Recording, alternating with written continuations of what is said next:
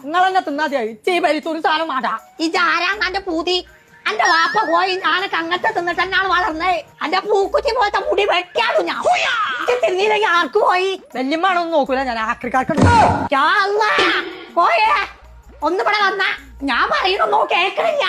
എന്താണ് തമ്പുരാനെ നേരം വെളുത്തല് തുടങ്ങിയാലോ കണ്ടാളും എന്താണ് എന്റെ മോന് ഇവിടെ ഉണ്ടാക്കി ഒന്ന് തിന്നൂലാലോ. എന്തോ ഞാൻ ഇപ്പൊ പ്രശ്നം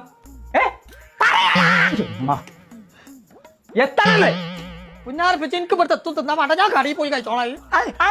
കേട്ടില്ലേ എത്തൊക്കെ കാണണല്ല ശരി ഞങ്ങൾ പറഞ്ഞേ അപ്പൊ ഞങ്ങൾ എന്തൊക്കെ കാണാൻ റബ്ബേ. എന്താ ഓന് ഇവിടുത്തെ തിന്നാലേ എന്താ കുഞ്ഞപ്പ വല്യമാരോടൊക്കെ ഇങ്ങനെ വർത്താനം പറയാ എന്താ പെണ്ണുള്ളത് തിന്നിക്കാണ്ട് അങ്ങനെ മുണ്ടായിരുന്നാ പോരെ എന്താ പെണ്ണ ഉണ്ടാക്കിയിട്ടുണ്ട് ഉപ്പുമാവ് പിന്നെ അനക്കാൻ കാണിച്ചു തരാടാ അവിടെ നിൽക്കാ ചെയ്യും എനക്ക് അങ്ങനെ തന്നെ വേണം എന്റെ കറ്റും പൊട്ടിച്ചാണ് എന്നോട് ചലക്കണ പോലെ എന്റെ കോയന്റെ അടുത്ത് നടക്കൂലടാ.